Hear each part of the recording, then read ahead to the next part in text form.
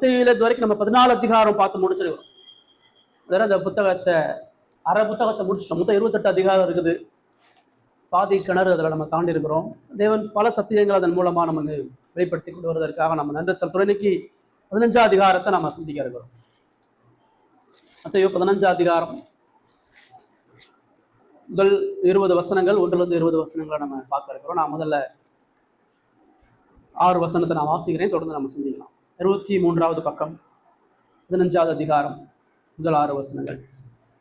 அப்பொழுது எருசலேமிலிருந்து வந்த வேதபாரகரும் பரிசேயரும் இயேசுவினிடத்தில் வந்து, உடைய சீசர்கள் முன்னோர்களின் பாரம்பரியத்தை ஏன் மீறி நடக்கிறார்கள்? கைகழுவாமல் போஜனம் பண்ணுகிறார்களே என்றார்கள். அவர்களுக்கு அவர் பிரதித்திரமாக, நீங்கள் உங்கள் பாரம்பரியத்தினாலே தேவனுடைய கற்பனையை ஏன் மீறி நடக்கிறீர்கள்? உன் தகப்பனையும் உன் தாயையும் கனம் பண்ணுவாயாக என்றும், தகப்பனையாவது தாயாவது நிந்திக்கிறவன் கொல்லப்பட வேண்டும் என்றும் தேவன் கற்பித்திருக்கிறாரே. நீங்களோ எவனாகிலும் தகப்பனையாவது தாயாவது நோக்கி, உனக்கு நான் செய்யத்தக்க உதவி எது உண்டோ அதை காணிக்கையாக கொடுக்கிறேன் என்று சொல்லி, தன் தகப்பனையாவது தன் தாயாவது கனம் பண்ணாமல் போனாலும் அவனுடைய கடமை தின்னது என்று போதித்து, உங்கள் பாரம்பரியத்தினாலே தேவனுடைய கற்பனையை அவமாக்கி வருகிறீர்கள் என்றார் என்பதை. இந்த உலகத்தில் இருக்கக்கூடிய மதங்களை நீங்க 2ஆ பிரிக்கணும்னு சொன்னா ரொம்ப எளிமையா பிரிக்கலாம். இந்த உலகத்திலே 2 விதமான மதங்கள் தான். ஒண்ணு சடங்கு சார்ந்த மதம், வெளிப்புற கிரியைகளை கொண்டிருக்கக்கூடிய மதம். இன்னொன்னு ஆத்ம விடுதலையை பேசுகிற மதம். எல்லா மதத்தையும் கிறிஸ்துவத்தையும் ரொம்ப எளிமையா வேறுபடுத்தக்கூடிய ஒரே ஒரு விஷயம் என்னன்னா, இந்த உலகத்தினுடைய எல்லா மதங்களும் வெளிப்புற சுத்தத்தை பேசுது, வெளிப்புற சடங்கை பேசுது, வெளிப்புற நன்மைகளை பேசுது. ஆனா கிறிஸ்தவம் ஒண்ணு மட்டும்தான், அது உள்ளான இருதயத்தையும் ஆத்மாவை குறித்து பேசக்கூடிய ஒரு மார்க்கம். அப்ப அதனுடைய முக்கியத்துவம் தான் இன்னைக்கு நம்ம பார்க்க போறோம். அதுல ரொம்ப சிறப்பா வேதத்தை அறிந்த, வேதத்துல போதிக்கப்பட்ட, வேத ஞானத்துல தெரிந்த வேத பாரகர்கள் கூட அவர்கள் எப்படி சடங்குக்கும் பாரம்பரியத்துக்கும் தங்களை விற்று போட்டார்கள்ன்ற காரியத்தை இன்னைக்கு நம்ம பார்க்க போறோம். நீங்க பார்க்கக்கூடிய இந்த பிரசங்கத்தினுடைய தலைப்பு இயேசுவினுடைய ராஜரிக தன்மை தான். ஒவ்வொரு அதிகாரத்திலையும் பார்க்கிறோம் இயேசு எப்படிப்பட்ட ராஜாவா மத்திய அந்த ஜனங்களுக்கு முன்வைக்கிறார்னு சொல்லி. 14ஆம் அதிகாரத்துல யோவான் ஸ்நானகனுடைய மரணம், சத்தியத்துக்காக போராடினால யோவான் ஸ்நானகன் எப்படி கொல்லப்பட்டான், அதுல இயேசு எப்படி மறுபடியும் பலமடைந்து அந்த ஊழியத்தை தொடர்ந்து அவர் செய்து இரக்கத்தின் பணியையும் 5 அப்பம் 2 மீனை கொண்டு போஷித்து அந்த வல்லமை என்ன அதிகமா அவர் நிரூபிக்கிறார். அதன் மத்தியில் அந்த சீசர்களுடைய பாடுகளை பார்க்கிறோம். அவர்களை துரிதப்படுத்துறார். அவர்களை இந்த யோவான் ஸ்நானகனுடைய பாடுகளை போல பாடுகளை சந்திப்பதற்கு ஆயத்தப்படுத்தக்கூடிய காரியத்தை பார்க்கிறோம். அதனால அவர் காற்றையும் கடலையும் அதட்டி அவர் கடல் மேல நடந்து இந்த சீசர்களோட வந்து செல்கிறார். அதுக்கப்புறம் அவர் ஜனசரேத் கடலுக்கு வரும்பொழுது அநேகருங்க சுகமாக்கப்படுகிறார். மறுபடியும் இயேசுனுடைய புகழ் கூடுது. 13ஆம் அதிகாரம் 12ஆம் அதிகாரத்துல எதிர்ப்பை பார்க்கிறோம். இயேசு அவங்களெல்லாம் விட்டுட்டு வனாந்தரமான ஒரு இடத்துக்கு போறார். அவருடைய சொந்த ஜனமும் சொந்த மக்களும் எதுக்குறார். 14ஆம் அதிகாரத்துல யோவான் ஸ்நானகனுடைய மரணம் ஏற்படுது. ஆனாலும் இயேசு தொடர்ந்து அந்த ஊழியத்தை செய்து கொண்டு வருகிறார். மறுபடியும் மக்கள் வர்றாங்க, கூட்டம் வருது. பரிசேயர்களுக்கு இயேசுவினுடைய ஊழியத்தை நிறுத்துறதும், அவரை எப்படியாச்சும் குற்றம் கண்டுபிடிச்சி அவரை நியாயம் தீர்க்கிறதும் அவருடைய பிரதான நோக்கமாக இருந்துச்சு. அதை மறுபடியும் அவங்க செய்யறாங்க. அதான் 15ஆம் வசனத்தை நம்ம கவனிக்கிறோம். அப்பொழுது எருசலேமில் இருந்து வந்த வேத பாரகரும் பரிசேயரும் இயேசுவின் இடத்தில் வந்து, ஏன் அந்த இடத்த அது சொல்லப்படுதுன்னா, எருசலேம்ல தான் மகா பிரதான ஆசாரியர்களும் லேவியர்களும் அதிகமா இருக்கிறது. இயேசு எருசலேம் வரைக்கும் அவருடைய புகழ் பரவுகிறது.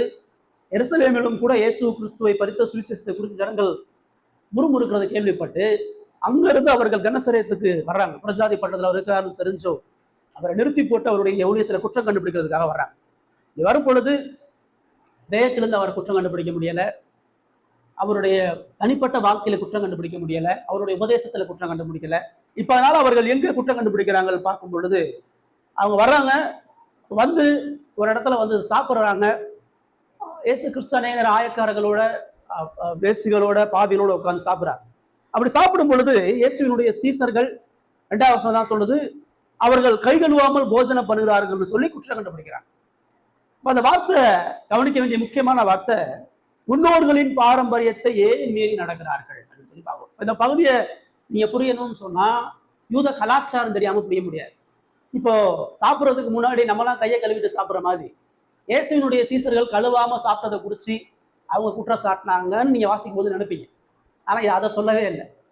நம்ம இயல்பா சாப்பிட்றதுக்கு முன்னாடி கையை சுத்தம் பண்ணிட்டு சாப்பிடக்கூடிய பிரச்சனையை சொல்லலை. இது யூத கலாச்சாரத்தினுடைய ரொம்ப சிறப்பா பரிசேயர்களுடைய ஒரு வழிபாட்டு முறையை சொல்லுது.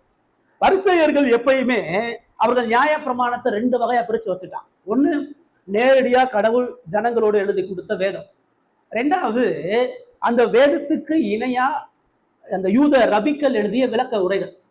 ஏன்னா அவங்க பாபிலோன்ல அடிமையா போகும் பொழுது நம்ம கடவுளுடைய வேதத்தை புறந்தள்ளோம், அதான் கடவுள் நம்மளை அடிமையாக்கிட்டாரு. நம்ம கட்டளைகளுக்கு கீழ்ப்படியல, அதனால கடவுள் நம்மளை தண்டிச்சிட்டாருன்னு சொல்லி நம்ம நியாய பிரமாணத்தை பூரணமா கை கொள்ளுன்ற முயற்சியில ஒவ்வொரு கட்டளைகளுக்கும் அவங்க விளக்கத்தை கொடுக்க ஆரம்பிச்சாங்க. இந்த கட்டளைக்கான விளக்கம் இது, இந்த கட்டளைக்கான விளக்கம் இதுன்னு சொல்லி தேவன் சொல்லாத பல விளக்கங்களை அவங்க அதை சேர்த்துட்டாங்க. மனிதனுடைய அடிப்படையான பிரச்சனை என்னன்னா, ஒண்ணு கடவுள் சொல்றதை செய்ய மாட்டான், வேதம் என்ன சொல்லுதோ செய்ய மாட்டான். அப்படி இல்லைன்னா வேதம் சொல்லாத எக்ஸ்ட்ரா சேர்த்து செய்யும். அதான் ஏசு உபாகமத்திலையும் வெளிப்படுத்தலையும் கடைசியா சொல்றாரு, இந்த வார்த்தையில ஒன்றை நீ குறைக்கவும் கூடாது, ஒன்றை கூட்டவும் கூடாது. என்ன சொல்லப்பட்டிருக்கிறதோ அதை அப்படியே செய்வதற்காக தான் மனிதன் அழைக்கப்படுகிறான். பழைய ஏற்பாட்டுல அவர்கள் சொன்னதை செய்யல, புதிய ஏற்பாட்டுல சொல்லாதது அநேக விஷயங்களை சேர்ந்து செஞ்சாங்க. அதனால அவங்க அந்த பாபிலோனுடைய அடிமைத்தனத்துல நிறைய விளக்க உரைகளை ஏற்படுத்தினாங்க. ஒவ்வொரு கட்டளைகளுக்கும் ஒவ்வொரு விளக்கத்தை கொடுத்துக்கிட்டே இருந்தாங்க. அப்ப அந்த விளக்க நாளடைவுல என்ன ஆச்சு, வேதத்தை அவங்க மூடி வச்சுட்டு அந்த மனிதீக விளக்கங்களை முதன்மைப்படுத்தினாங்க. அதுல ஒரு பழக்கம் தான் பழைய ஏற்பாட்டுல ஆண்டவர் இந்த சுத்திகரிப்பு வேலையை யாரு கொடுக்குறாருன்னா ஆசாரியர்களுக்கு மட்டும் தான் கொடுக்குறாரு. கடவுளுடைய ஆலயத்துக்கு ஆசாரியன் போகும்பொழுது அவன் தனது கையையும் காலையும் உடம்பையும் சுத்திகரிச்சுட்டு அவன் ஆலயத்துக்குள்ள போவான். ஏன் அப்படி போனோம், அவன் கடவுளால பிரித்தெடுக்கப்பட்ட பரிசுத்தன் என்று காட்டுவதற்காக சொல்லப்பட்டது. இப்ப இந்த பரிசேயர்கள் அதை விளக்கப்படுத்தும் போது என்ன சொல்றாங்க, அது ஆசாரியனுக்கு மாத்திரமல்ல, எல்லா யூதர்களும், தெரிந்து கொள்ளப்பட்ட எல்லா யூதர்களும் கடவுளுக்கு சுத்த ஜனங்களாக நம்ம போகணும். ஏன்னா பழைய ஏற்பாட்டிலே உங்க எல்லாரையும் ஆசாரிய கூட்டமாக ஆக்கப்படுறேன்னு சொல்றாரு.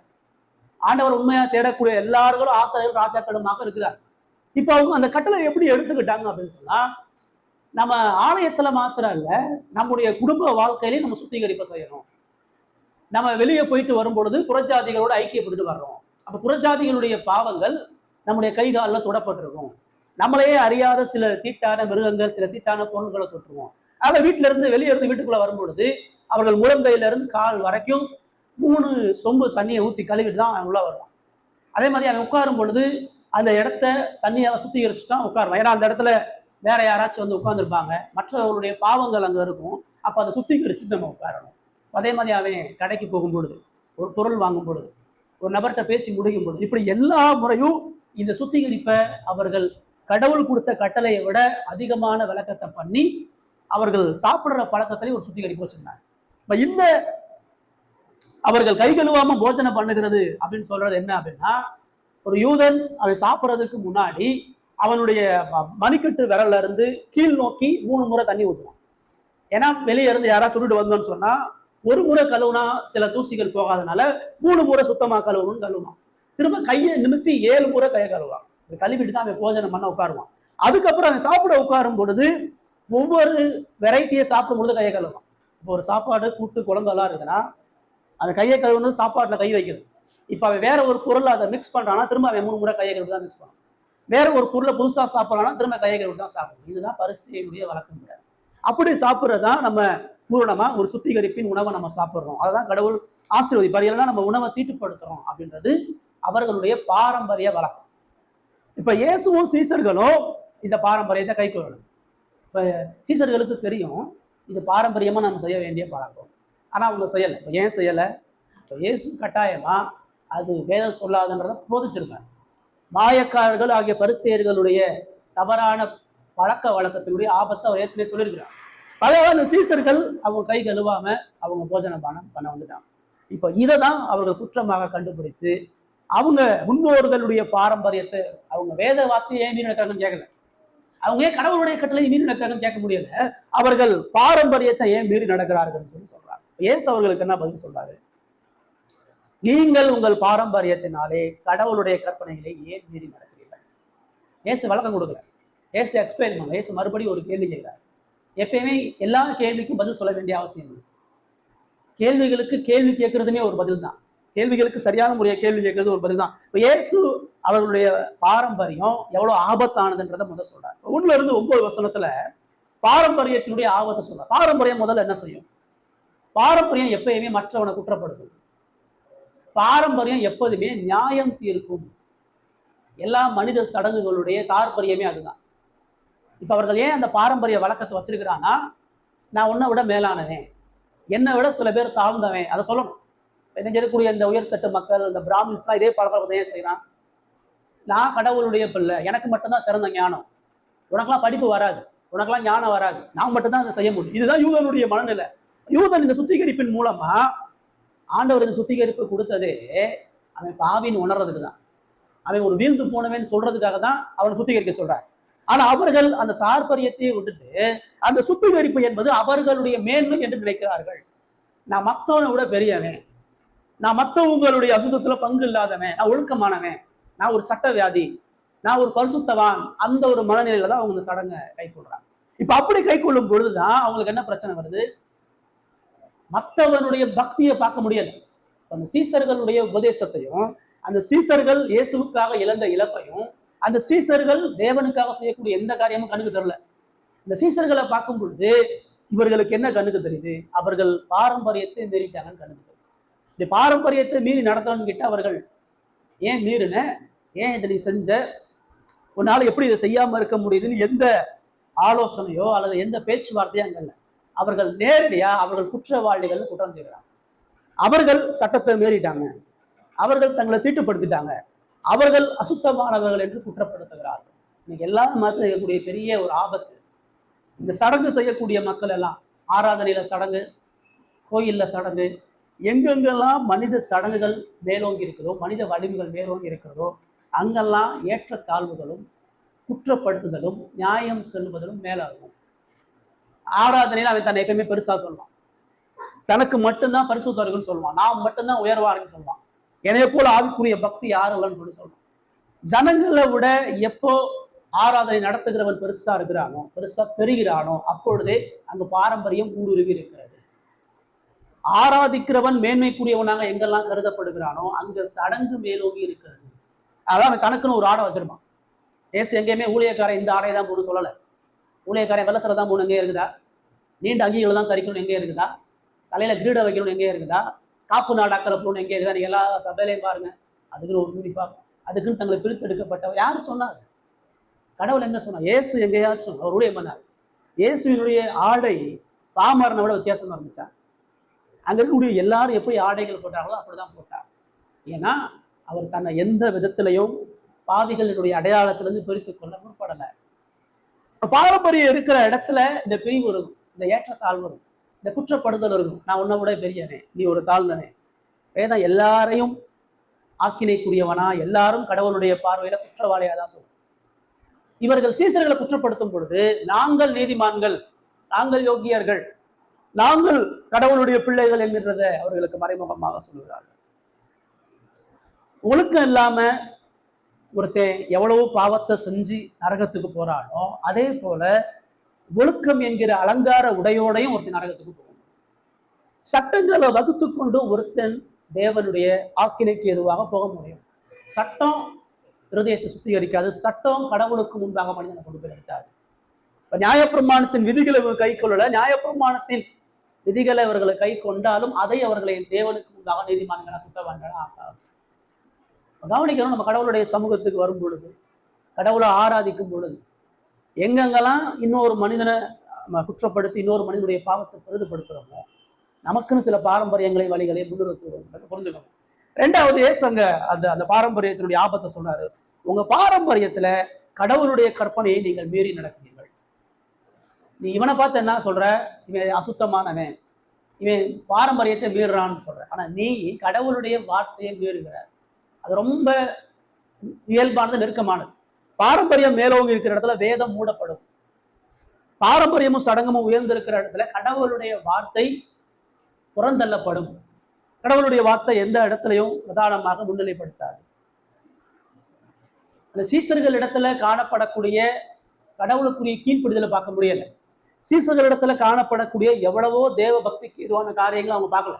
அந்த சீசர்கள் இடத்துல அவங்க பார்த்தது எல்லாமே புறம்பான காரியங்களா இருந்தனாலதான் அவர்களால வேதத்துக்கு கீழ்ப்படுகிற கிறிஸ்துவையும் பார்க்க முடியல, அந்த கிறிஸ்துவை பின்பற்றுகிற சீசர்களையும் பார்க்க முடியல. மனுஷன் ஆராதனையில பாரம்பரியத்தை சேர்க்கும் பொழுது அவன் என்ன சொல்றான்? கடவுளுடைய வழிமுறை பத்தலன்னு சொல்றான். கடவுள் சொல்லாத ஒண்ணை நம்ம ஆராதனையில சேர்க்கும் பொழுது, கடவுள் சொல்லாத சில காரியங்களை நம்முடைய கிறிஸ்துவ வாழ்க்கையில சேர்க்கும் போது நம்ம என்ன சொல்றோம்? கடவுளுக்கு ஞானம் இல்லைன்னு சொல்றோம். கடவுள் இப்படிதான் ஆராதிக்கணும், இப்படிதான் வாழணும், இப்படிதான் பரிசுத்தமாகணும் ஒரு நியதியை கொடுத்துருக்காங்க. அதை விட்டுட்டு இதை விட நான் இதை சேர்த்து செய்வேன், எனக்கு இதுவும் அவசியம் நம்ம சொல்லும் பொழுது கடவுளுக்கு ஞானம் இல்லைன்னு சொல்றோம், கடவுளுடைய வழிமுறை தப்புன்றோம், கடவுளுடைய வார்த்தை போதுமானது இல்லை, வேதம் ஒண்ணு மட்டுமே போதுமானது கிடையாதுன்னு சொல்றதுக்கு தான் இதெல்லாம் நடக்குது. ஏன் ஆராதனையில் அவர்கள் ஆட்டத்தையும் பாட்டத்தையும் ஊக்குவித்துறாங்க? அதான் மக்களுக்கு பிடிக்கும் நான் சொல்றேன். ஆராதனையில ஏன் அவன் துதியை முக்கியத்துவப்படுத்துறான்? அதுதான் கலாச்சாரம் சொல்லுது. அவன் ஏன் ஆலயத்துல பெல்லு வச்சிருக்கிறான்? சுத்தி உள்ள கோயில் அதான் இருக்குது. அவன் ஏன் ஆராதனையில மக்களை வித்தியாசப்படுத்துறான்? சுத்தி உள்ள பாரம்பரியம் தான் சொல்லுது.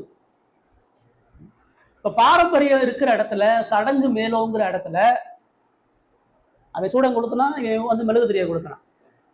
அவன் பத்தியை வச்சான், அவன் அதுக்கு பதிலாக சாம்பிராணியை வச்சான். அவன் தேர் எடுத்துட்டு போனா, இவனும் தேர் எடுத்தான். அவன் என்னென்னலாம் சடங்கு பண்ணானோ அதெல்லாம் அவனும் எடுத்தான். கிறிஸ்துவம் மற்ற புறஜாதி பழக்க வழக்கத்தோட ஒத்து இருப்பதற்கான காரணம் என்ன? அது இந்த பாரம்பரியங்களை உள்ள கொண்டு வரும் பொழுது அங்க வேதம் இருக்க. அதனாலதான் வேதத்தை மட்டும் அவனால பேச தெரியாது. அதனாலதான் அவனுடைய பிரசங்கத்துல மனித கதைகளை சொல்றது, அவனுடைய பிரசங்கத்துல சொப்பனத்தை சொல்றது, அவனுடைய பிரசங்கத்துல அவனுடைய அனுபவத்தை சொல்றது, இது எல்லாமே என்னால மனித வழிமுறைகள். பிரசங்க பீடம் என்பது இந்த இடத்துல வேதத்துல கடவுள் சொல்லக்கூடிய விளக்கத்தை சொல்றது, கடவுள் எதிர்பார்க்கக்கூடிய கீழ்ப்படுதலை சொல்றதுக்குதான் இந்த இடத்துல பிரசங்க பீடம். இங்க இருந்து கொண்டுட்டு மனித வழிமுறைகளை நம்ம சொல்லும் பொழுது கடவுளுடைய வேதத்தை புறந்தழுகிறவர்களாக இருக்கிறோம். மூணாவது, பாரம்பரியம் ஏன் ஆபத்தானது அப்படின்னு பார்த்தீங்க அப்படின்னு சொன்னா, சொல்றாரு, நீங்க கடவுளுடைய கட்டளையை கீழ் நீங்க பாரம்பரியத்தை கை கொண்டு வேதத்தை புறந்தழுறீங்க. எப்படின்றதுக்கு ஒரு எக்ஸாம்பிள் சொல்றாரு. தகப்பனையும் தாயையும் கனம் பண்ணுவாயாக என்று ஆண்டவர் சொல்லியிருக்கிறார். 5 சொல்றாரு, நீங்களோ எவனாயிலும் தகப்பனையாவது தாயாவது நோக்கி உனக்கு நான் செய்யத்தக்க உதவி எது உண்டோ அதை காணிக்கையாக கொடுக்கிறேன் என்று சொல்லி தகப்பனையாவது தாயாவது கனம் பண்ணாமல் போனாலும் அவனுடைய கடமை தீர்ந்தது என்று போதிக்கிறீர்கள். இந்த பாரம்பரியத்தினுடைய ஆபத்தை சொல்லி இவங்க இந்த ஒவ்வொரு சட்டத்துக்கும் இவங்க எக்ஸ்ட்ரா விளக்கம் கொடுத்து இப்ப தகப்பனையும் தாயையும் கனம் பண்ணுவாயாங்கன்ற கட்டளைங்க என்ன சொல்றான்?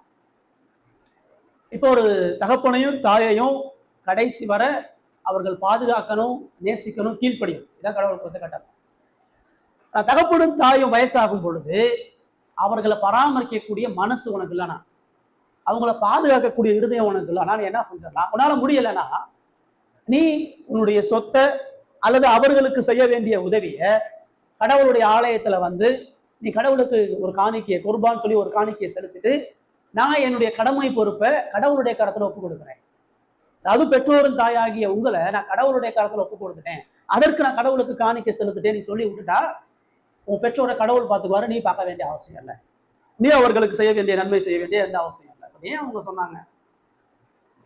முதல்ல அவங்களுடைய அந்த மனிதர்களுடைய காணிக்கையை வாங்குறதுக்கு அவங்க பயன்படுத்திய யுக்தி.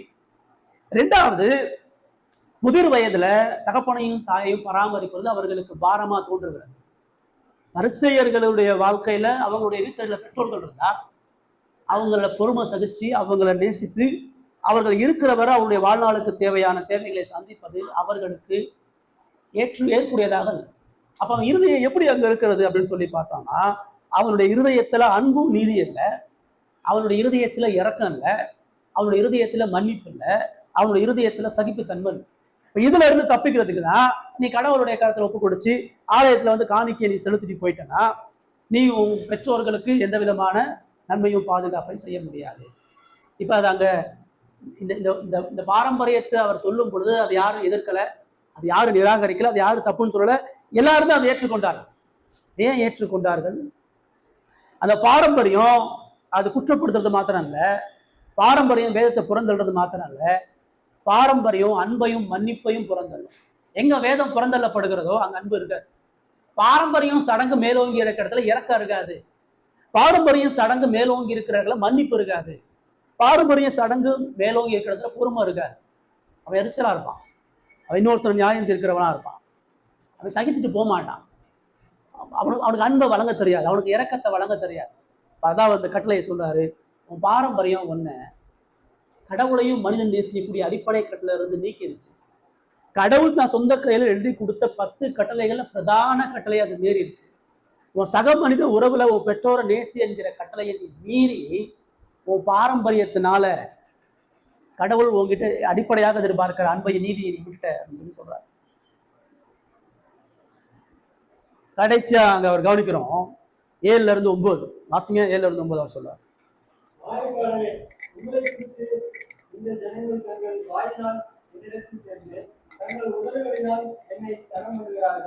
அவர்கள் இருதயமோ எனக்கு தூரமாய் விலகி இருக்கிறது. மனுஷருடைய கற்பனைகளை உபதேசங்களாய் போதித்து வீணாய் எனக்கு ஆராதனை செய்கிறார்கள் என்று ஏசாயா தீர்க்கதரிசி 2 சொல்லியிருக்கிறார் என்றார். 4வது பாரம்பரியம் ஏன் ஆபத்தானது? ஆண்டவர் சொல்றாரு, பாரம்பரியம் போலியான ஆராதனையை உருவாக்கும். பாரம்பரியம் உண்மையற்ற போலியான, அதனால மாயக்காரன்னு சொல்லி சொல்றார். எங்க நீ இன்னொருத்தனை குற்றப்படுத்துறையோ, எங்க இன்னொருத்தனை நியாயம் தீர்க்கிறையோ, எங்க வேதத்தை புறந்தள்றியோ, எங்க அன்பை இரக்கத்தையும் புறந்தள்றியோ, நீ ஒரு மாயக்காரன், நீ ஒரு போலியானவன். எப்படி போலியானவன்? உன்னை குறித்து ஏற்கனவே பழைய ஏற்பாட்டில் ஆண்டவர் சொல்லுகிறார், இந்த ஜனங்கள் தங்கள் வாயினால் என்னிடத்தில் சேர்ந்து தங்கள் உதடுகளினால் என்னை கனம் பண்ணுகிறார்கள், அவர்கள் இருதயமோ எனக்கு தூரமாக இருக்கு. இதுதான் பரிசேயனுடைய ஆராதனை. அவன் வெளியே நின்று நீண்ட நேரம் ஜெபம் பண்ணுவான். அவன் ஆலயத்துல போய் கடவுளுடைய வார்த்தையை எடுத்து விளக்கப்படுத்தி பிரசங்கம் பண்ணுவான். அவனுடைய வாயெல்லாம் தேவன் முக்கியம், தேவன் தான் எங்கள் தேவன், தேவனது வார்த்தை தான் முக்கியம், தேவனது சத்தியம் தான் முக்கியம், தேவனுக்கு பிரியமான வாழ்க்கை தான் முக்கியம், எல்லாம் வாயில் அவன் சொல்லுவான். அவன் வாயில கடவுளை துதிப்பான், இருதயம் கடவுளை விட்டு தூரமாக இருக்கிறது. மனிதருடைய கற்பனைகளை உபதேசங்களாக போதித்து வீணா எனக்கு ஆராதனை செய்கிறார்கள் சொல்லி அவர் சொல்றார். பாரம்பரியம் மேலோங்கும் பொழுது அதனாலதான் பாத்தீங்கன்னா இந்த வாயின் துதிகள் அங்க அதிகமா இருக்கும். அங்க இருதய மாற்றம், இருதய சுத்திகரிப்பு, ஆத்ம விடுதலை குறித்து அவன் பேசவே மாட்டான். அவனை பொறுத்தளவு ஆராதனைன்னு சொன்னா கையை தட்டுறது, அல்லேலூயா சொல்றது, ஆமென் சொல்றது, துதிக்கிறது. அவனுடைய ஆராதனை எல்லாமே வெளிப்புற பக்தியை சார்ந்தது. அதனாலதான் அந்நிய பாஷை பேசு, நீ அபிஷேகம் பெறு, நீ தீர்க்க தரிசனம் பேசு சொல்லு. அவனுடைய ஆராதனை எல்லாமே முற்றிலுமாக வெளியில எப்படி இருக்குன்றதான் முக்கியம். வாயளவு துதிகள், அதெல்லாம் சோத்திரப்படிகள் 1000, சோத்திரப்படிகள் 10,000, இது எல்லாம் ஒரு கோயில மந்திர உதர மாதிரி அவன் சபையில பண்ணிட்டு இருக்கான். இது ஆராதனை செஞ்சுட்டு இருக்க. ஏன்? அந்த பாரம்பரியத்தினுடைய ஆபத்து அது போலியான ஆராதனைக்குள்ள போகும். அவருடைய குரல் மாறும், வெளியில ஒரு மாதிரி பேசுவான், பிரசங்கப்படத்துல ஒரு மாதிரி பேசுவான், தோரணையோடு பேசுவான், பல விளக்குகளை போடுவான், ஸ்டேஜ் ப்ரோக்ராம் மாதிரி நடத்துவான், பாடல்களை உற்சாகப்படுத்துவான், காது கிளீர சத்தங்கள் அங்க மேலோங்கி இருக்கும்.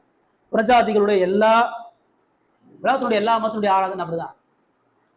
எல்லா கோயில்கள் எல்லா இடத்துலையும் நீங்க ஆராதனை சொல்லி பார்த்தீங்கன்னா அது வாயின் துதிகள் தான், அது வெளியே தான். அது ஒரு பொழுதும் உள்ளான மாற்றத்தை சொல்லாது. அதனால வெளியே முட்டிங்கால் போடுவான், வெளியே பலி செலுத்துவான், வெளியே நடைபயணம் போவான், வெளியே பொருத்தம் பண்ணுவான், முடிய காணிக்கையை கொடுப்பான், எல்லாத்தையும் செய்வான். ஹிருதயத்தை ஒரு பொழுது அவன் பேச மாட்டான். போலியான ஆராதனை எப்பயுமே அது வாயின் துதிகளாக இருக்கும். ஏன்? பாரம்பரியம் மேலோங்கும் பொழுது இதெல்லாம் உள்ளடங்கி இருக்கும். நம்ம கடவுளை ஆராதிக்கிறது, கடவுளுக்கு பிரியமான வாழ்க்கையில பாரம்பரியம் இருந்துச்சுன்னு சொன்னா, பாரம்பரியம் உண்மையாகவே நம்மை தேவனுக்கு முன்பாக நீதிமானா சுத்தமானா ஆக்காது.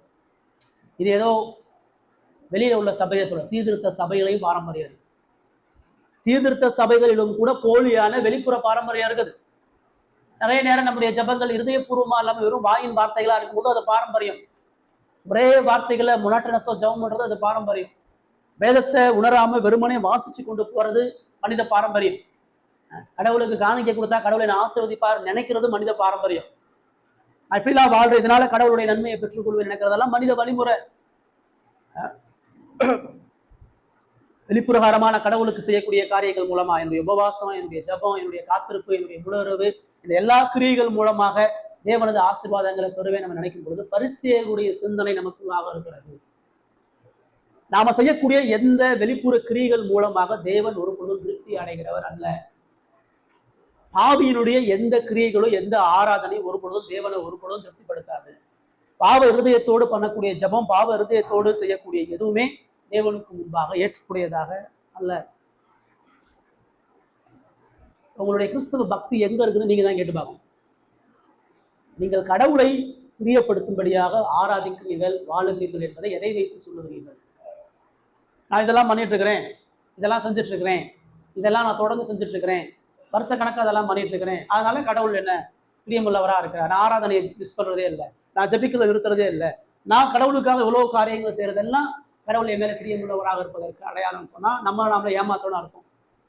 பாரம்பரியம் என்பது ரொம்ப இயல்பானது. பாரம்பரியம் கடவுளுடைய பார்வையில் ஆபத்தானதுன்னு சொல்லும் பொழுது இது எதை சொல்லுகிறது? மனித வழிமுறைகள் எல்லாம். இன்னொரு மனிதனை விட நம்ம பெட்டர்னு என்ன நினைக்கிறோமோ அன்னைக்கு பாரம்பரியம் உள்ள வந்துருச்சுன்னு அர்த்தம். நான் அவனை போல அருவருப்பான நிலையில இல்லை. பரிசேயன் போய் ஜெபம் மூலமா தான் சொல்றான், நான் இந்த ஆயக்காரனை போல இல்ல, நான் இந்த பேசிய போல இல்ல, நான் இந்த திருடனை போல இல்ல, நான் மத்தவனை விட சுத்தமானா இருக்கிறேன். நாங்க மட்டும்தான் ஆவிக்குரிய சபை, எங்களுக்குள்ள மட்டும்தான் ஆவியானவர் இருக்கிறார், நாங்க மட்டும்தான் ஆவிக்குரிய வரங்களை செய்ய முடியும், எங்க சபையில மட்டும்தான் உண்மையான சக்தியா இருக்குது. சொல்றது எல்லாமே என்னது? மனித வழிமுறைகள், மனித பாரம்பரியங்களும் மேலோங்கி இருக்கிற பாரம்பரியத்துக்கு இன்னொருடைய பாவம் பெருசா தெரியாது. பாரம்பரியத்துக்கு இன்னொரு மனிதனுடைய பாவம் தான் பெருசா தெரியலையே, தன்னுடைய சொந்த இருதயத்தினுடைய நிலைமையை ஒருபொழுதும் பாரம்பரியம் உணராது. நிறைய நேரம் மற்றவங்களை கொடுத்த நம்முடைய பார்வை எப்படி? கடவுள் நமக்கு சத்தியத்தை கொடுத்துருக்கலாம், சரியான பாதையில வழிநடத்தி இருக்கலாம். ஆனா நம்முடைய இருதயம் மாற்றப்படாம இருக்கும்னு சொன்னா, நம்முடைய வெளிப்புற செயல்கள் தான் நம்முடைய பக்தியை தீர்மானிக்கும்னு சொன்னோம்னா, நமக்கும் இந்த பரிசேயர்களுக்கு வேற எந்த வித்தியாசமும் இல்லை. வேதம் சொல்றத மட்டும்தான் என் வாழ்க்கையில சரின்னு சொல்ல முடியுமா?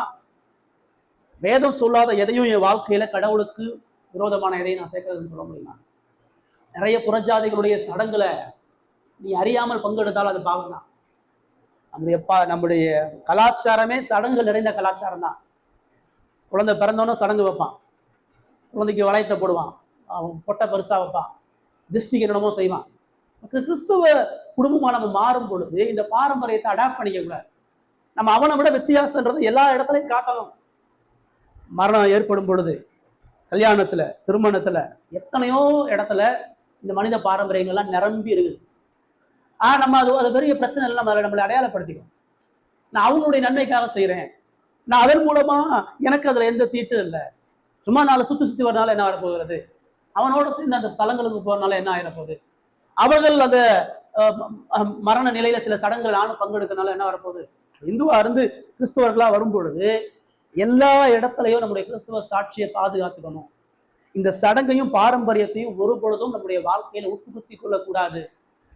இந்த பாரம்பரியத்தை எதிர்ப்பதற்காக தான் நம்ம அழைக்கப்படுகிறோம். ஏசுக்கு சாதாரணமா உடல அவங்க கை கழுவாம சுத்திகரிப்ப, கை கழுவாம சாப்பிட்றாங்கன்னு உடனே இது ஒரு மேட்டர் இல்லப்பா, இது எதுக்குப்பா பெருசு பத்தி அவர் அமைதியா போல.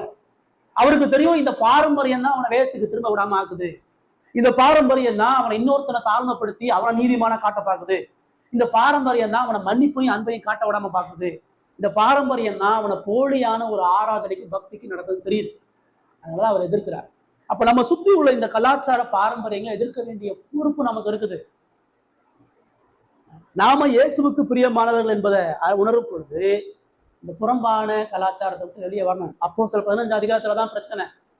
யூதர்கள் இருந்து ரட்சிக்கப்பட்ட விசுவாசிகள் ஆகும் பொழுது, பரிசேயனா இருந்து ரட்சிக்கப்படும் பொழுது அவர்களுக்கு என்ன பிரச்சனை? அவங்க மறுபடியும் எங்களுக்கு நியாய பிரமாணத்திலான ரட்சிப்பு நினைச்சிட்டு இருக்கிறான். நான் மறுபடியும் விருத்த சேதனம் பண்ணணும், பழைய ஏற்பாட்டு சடங்குகள் எனக்கு இன்னமும் தேவைன்னு அவன் சொன்னான். சரி, நீ யூதனா நீ வச்சுக்கப்பா, புறஜாதிகளுக்கு தேவைன்னு அவங்க சொல்லலை. நீ ரட்சிக்கப்பட்டா இனி நீ உன்னை யூதனே சொல்ல முடியாது, நீ இனி ஆபிரகாமுடைய சடங்குகளை பண்ண வேண்டிய அவசியம் இல்லை, இனி நீ நியாயப்பிரமாணத்துக்கு அடிமைப்பட்டவனாக அல்ல, கழுவப்பட்ட பன்றி சேத்துல போற மாதிரி, நாய் கக்குன திரும்ப தின்ற மாதிரி அந்த பாரம்பரிய அசுரன் தான் கடவுள் உனக்கு ரட்சிப்பு கொடுத்து கொண்டு வந்து நிறுத்தி இருக்கிறார். நீ இப்ப கிறிஸ்துவுக்குரியவன். உன் ஆடையில இருந்து, உன் பேச்சுல இருந்து, உன்னுடைய ஆராதனையில இருந்து, உன்னுடைய அந்த பக்தி கீர்த்திக்குரிய காரியங்கள் உன்னுடைய பிறப்புல இருந்து உன்னுடைய மரண அடக்க வர காணப்படணும். அதை எதுக்க வேண்டிய பொறுப்பு இருக்குது. ஒரு பாரம்பரியத்துக்கு நீங்க உங்களை உட்புகுத்தும் பொழுது பல பாரம்பரியத்துக்கு உங்களை அதை நடத்தும். நீ அதை செஞ்சுட்டு இதை செஞ்சிரு, இவ்வளவு தூரம் வந்துட்டு இதை செய்யாம போயிடாத, இதெல்லாம் செஞ்சுட்டு இதையும் சேர்த்து செஞ்சிருன்னு இந்த உலகம் நம்மளை ஏற்கும். பிசாசினுடைய வழிகளுக்கும் தவறான உபதேசத்துக்கும் நம்மளை செவி கொடுத்து நம்மளை விலக்கி காப்பது அவசியம். ஏன் நம்ம செய்யறது இல்லை? ஏன் மற்ற சபையில் இருக்கிற மாதிரி நம்ம பண்றதில்லை? மற்ற பாரம்பரியங்கள் அவர்கள் கை கொள்வது நம்ம ஏன் கை கொள்றதில்லைன்னா, அது ஏசு அருவருக்கிற காரியம். ஏசு பரிசேயன் வேற தான் வேறன்னு காட்டிட்டார். 2 பேருக்கு ஒரே வேதம் தான், 2 பேரும் ஒரே கடவுளை தான் கும்புறாங்க, 2 பேரும் ஒரே ஆலயத்துக்கு தான் போறாங்க, 2 பேரும் ஒரே மீட்பை தான் எதிர்பார்க்கிறாங்க, 2 பேரும் ஒரே பரிசு எதிர்பார்க்கிறாங்க. ஆனா இயேசு ஒரு பொழுதும் இந்த கூட்டத்தோட அவர் தன் அடையாளப்படுத்தல. அவருடைய பாரம்பரியத்தை முழுமையாக எதிர்த்தார். நீங்க போகக்கூடிய சபை, நீங்க போகக்கூடிய ஆராதனை முறைங்க இதெல்லாம் கவனிக்கும். போகக்கூடிய சபையில கடவுளுடைய வழிமுறை பெருசா இருக்குதா, மனித பாரம்பரியங்கள் பெருசா இருக்குதா? அது நம்மளையும் அழிக்கும், நம்முடைய ஆத்மாவையும் அழிக்கும், நம்மளை குருட்டாட்டத்தில் கொண்டு போய் விட்டுரும். இயேசு மறுபடியும் அதுல பேசுறார். 10-14 வாசிங்க. ஜனங்களை வரவழைத்து அவர்களை நோக்கி, நீங்கள் கேட்டு உணருங்கள், வாய்ப்புகளை போயிருந்து மனுஷனை தீட்டுப்படுத்தாது, வாயிலிருந்து புறப்படுவது மனுஷனை தீட்டுப்படுத்தும் என்றார். அப்பொழுது இடர்கள் அடைந்தார்கள் என்று அறிவீர்களா என்றார்கள். 14 வரைக்கும் வாசிச்சிட்டீங்களா? அவர் பிரதேசமாக என் பிதா நடாத நாட்களெல்லாம் வேரோடே பிடுங்கப்படும். அவர்களை விட்டுவிடுங்கள். அவர்கள் குருடருக்கு வழிகாட்டுகிற குருடராய் இருக்கிறார்கள். குருடர்களுக்கு குருட்டு வழிகாட்டினால் இருவரும் குழியிலே விடுவார்கள் அல்லவா என்றார். ரைட். இப்ப இங்க கவனிக்கும், பரிசேயர்கள்ட்ட பேசி முடிச்சிட்டாரு. அவர்கள் அதை ஒத்துக்கல, மனம் திரும்பல. அவர்கள் அதுல விடாப்பிடியா இருக்கிறாங்க. இப்ப இயேசு ஜனங்களை வரவழைக்கிறார். ஏன்னா இந்த பரிசேயர்களுடைய உபதேசம் சரின்னு அங்க இருக்கிற மக்கள் நினைக்கிறாங்க. அவங்களுடைய பாரம்பரிய வழிமுறைகள் தான் பெரும்பாலான இவர்கள் கை கொண்டிருக்கிறார். இப்ப அந்த ஜனங்களை கூப்பிட்டு அவர்களை அவர் எச்சரிக்கிறார், நீங்கள் கேட்டு உணருங்கள். இந்த பாரம்பரியத்திலிருந்து நான் என்னை எப்படி காப்பாற்றுறது, இந்த பாரம்பரியத்திலிருந்து நான் எப்படி விடுதலை ஆகிறது, இந்த பாரம்பரிய சடங்குல இருந்து விடுபடுவதற்கு நான் முதல்ல என்ன செய்யணும்? ஜனங்கள்ட்ட சொல்றாரு, கேட்டு உணரு. முதல் உன் காது சரியா வச்சு கேளு. சொல்ற எல்லாத்தையும் கேட்காத. சொல்லும் பொழுது சொல்லப்படுகிறது மனித வழிமுறைகளா கடவுளுடைய வார்த்தையால் நிதானிக்க நீ பாரு. கேட்கதற்கு காதுள்ளவன் கேட்கிறவன். சொல்லக்கூடிய உபதேசம், சொல்லக்கூடிய வழிமுறை உண்மையாகவே அது வேதத்தை பிரதானப்படுத்துகிறதா? அவன் கடவுளுடைய வார்த்தையை சொல்றானா, அவனுடைய சொந்த கதையை சொல்றானா? கடவுளுடைய வழிமுறையை சொல்றானா, அவனுடைய அனுபவத்தை அவன் நினைத்து பார்த்திருக்கிறத சொல்றானா? கவனின்ற மக்களுடைய அடிப்படையான பிரச்சனை என்னன்னா, அவர்கள் காதுக்கு இணையா ஏதுவான கட்டுக்கதைகளை கேட்கதான் பிரியப்படுவாங்க. அவங்களுக்கு பல மனித அனுபவங்கள் தான் பெருசா தெரியும் ஒழிய கடவுளுடைய பிரமாணங்கள் என்ன சொல்றது தெரியாது. இன்னொரு மனிதனுடைய வாழ்க்கையினுடைய உணர்ச்சி பூர்வமான காரியங்கள் மூலமா பாதிக்கப்படும் தான் நினைக்கிறாங்க. வேத வசனத்தை கேட்பதற்கான காதுகள் இருக்காது. அவனுக்கு பொழுதுபோக்காக 4 ஜோக்கு தேவைப்படுது. அவன மகிழ்ச்சிக்கு ஏதுவான வாக்குத்தத்தங்கள் தேவைப்படுகிறது. அவனுடைய மனக்கவலைகளை போர்ப்பதற்கான ஆறுதலான சமாதான காரியங்கள் தான் தேவையா இருக்கிறது. கருக்குள்ள பட்டயமாகிய வேதம் என்ன சொல்கிறதுன்றதை கேட்கல. ஏன் பாரம்பரியத்துக்குள்ள அந்த ஜனங்கள் உட்புகுத்து போனாங்கன்னா, அவர்கள் வேதத்தை படிப்பதில்லை, வேதத்துக்கு நேரம் கொடுப்பதில்லை, வேதத்தை சொல்லுகிறார்களா என்று அவர்கள் கவனிப்பதால். 2வது அவரங்க என்ன சொல்றாரு, நீ கேட்கிறத கவனி. வாய்க்குள்ள போகிறது மனுஷனை திட்டுப்படுத்தாது, வாயிலிருந்து புறப்படுகிறதே மனுஷனை திட்டுப்படுத்தும் என்றார். அவன் கை கழுவல, அவன் அசுத்தமானவன்.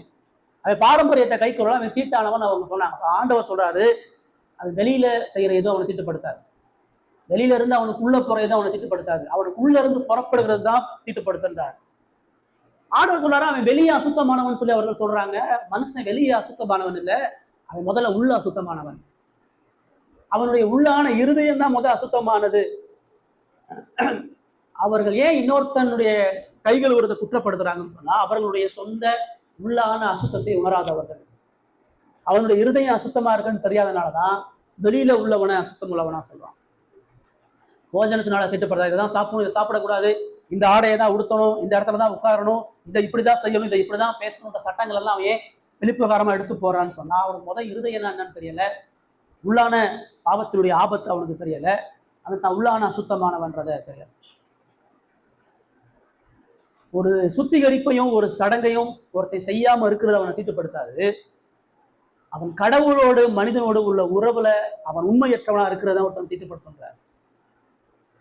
மனிதன் அசுத்தமானவன்றது கிடையாது, அவன் வெளியில என்ன செய்யறான்றதில்ல, அவன் எப்படி உள்ளா இருக்கிறான். உள்ள அசுத்தமா இருக்கிறான், வெளியே அசுத்தமா இருக்கிறான்.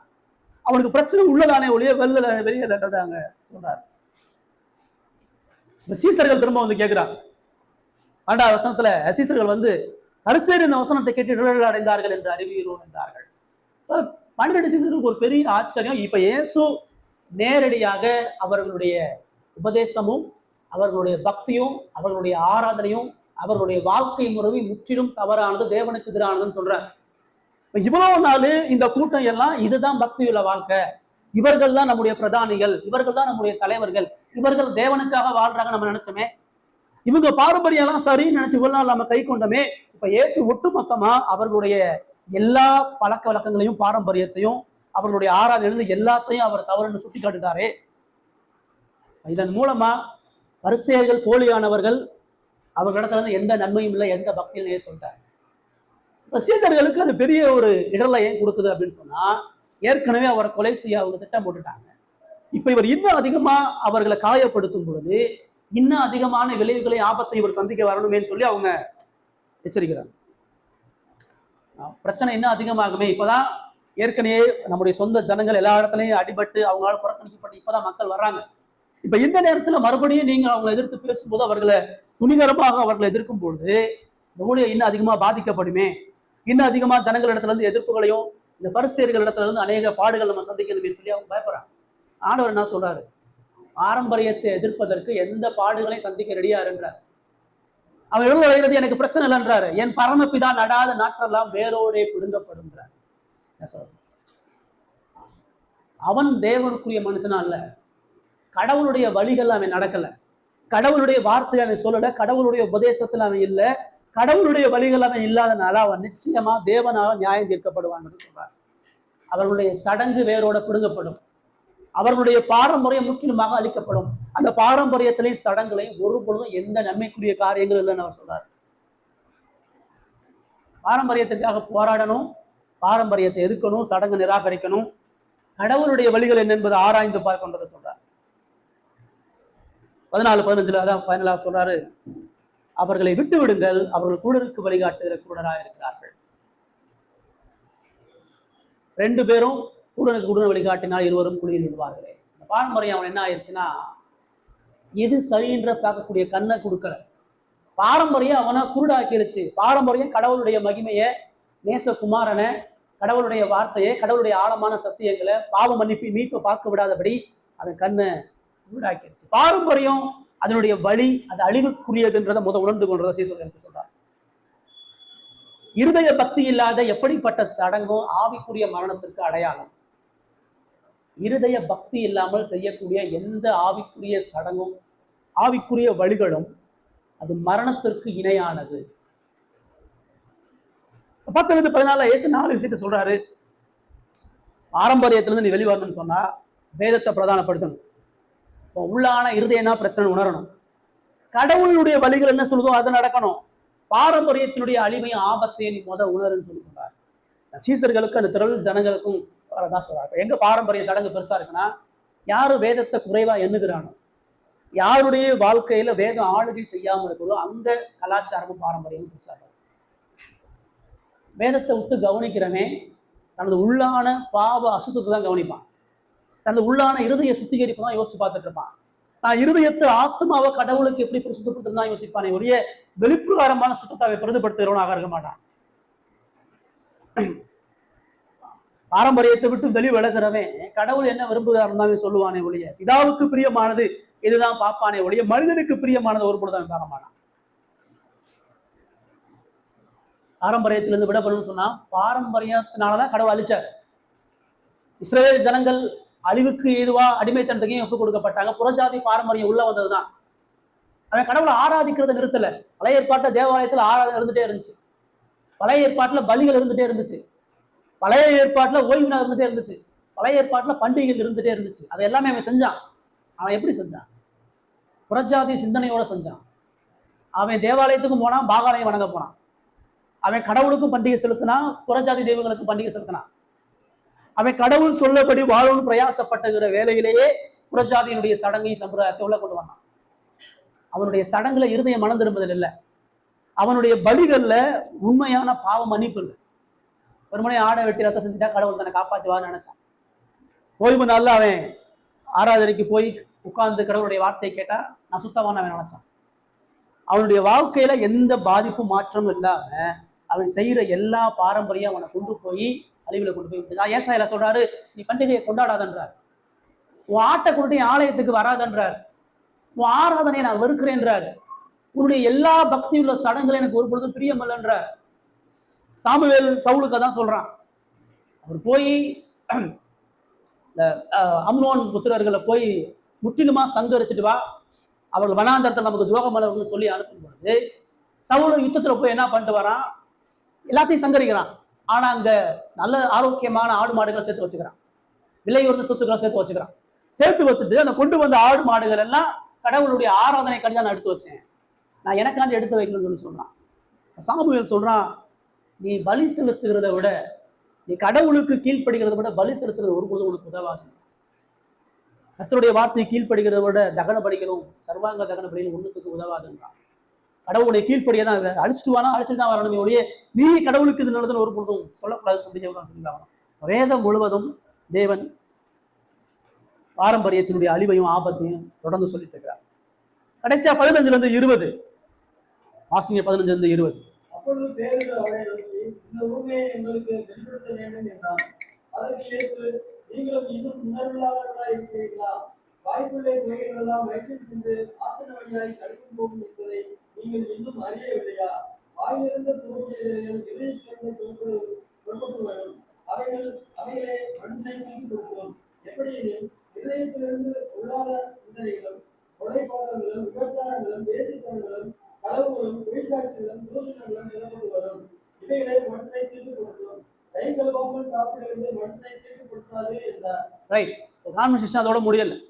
அவர் அது எவ்வளவு ஆபத்துன்னு சொல்லிட்டாரு, அது எவ்வளவு வேதத்துக்கு விரோதமானதுன்னு சொல்லிட்டாரு, அது எவ்வளவு அழிவிற்குரியது, அது எவ்வளவு போலியானது, மாய்மாலமானது அப்படின்ற எல்லா விஷயத்தையும் சொல்லிட்டாரு. இப்போ ஜனங்கள்லாம் போயிட்டாங்க, பரிசேயர்களும் போயிட்டாங்க. இப்போ பேதுரு வரார். பேதுரு இந்த ஊமையை எங்களுக்கு வெளிப்படுத்த வேண்டும் என்றார்கள். அவர்களுக்கு இன்னும் அவர் சொல்லக்கூடிய உபதேசத்தை புரிந்து கொள்ளக்கூடிய இருதயம் முதல்ல.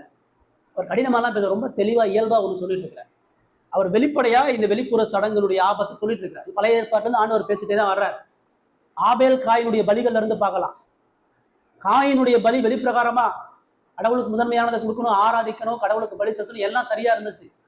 ஆபேலுடைய பலியை ஏன் ஏற்றுக்கொள்ளுதா, காயினுடைய பலியை ஏற்றுக்கொள்ளல?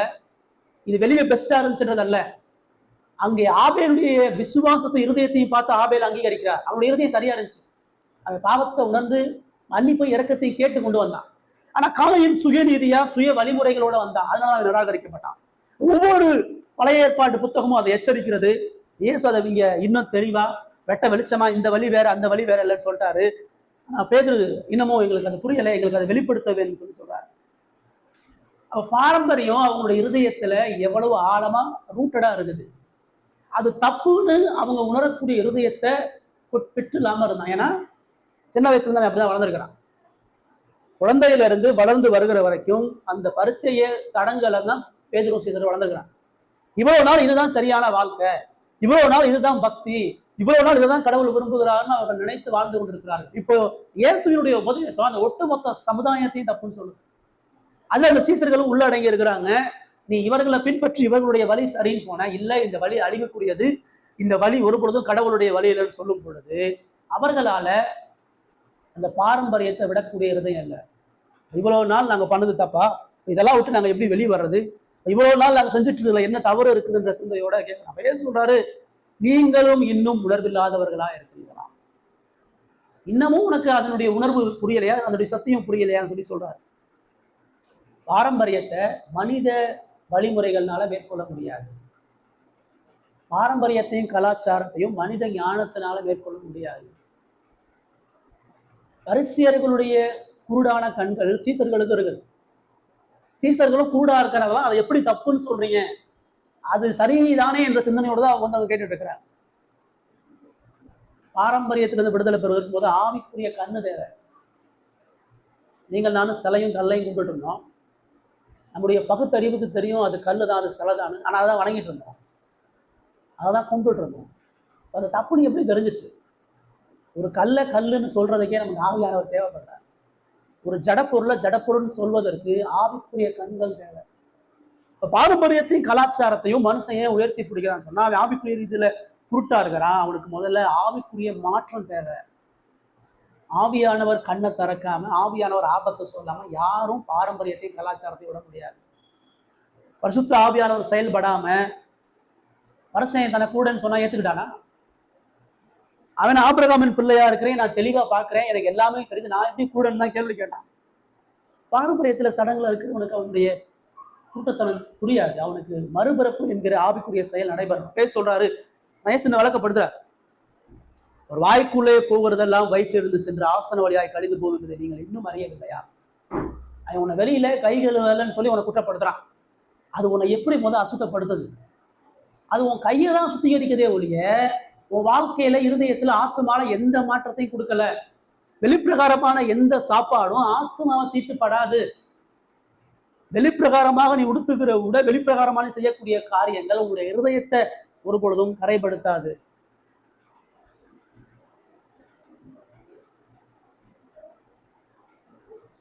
சொல்றாரு, வாயிலிருந்து புறப்படுகிறவர்கள் தான் இருதயத்திலிருந்து புறப்பட்டு வரும், அவைகளே மனுஷனை தீட்டுப்படுத்துகின்றார்.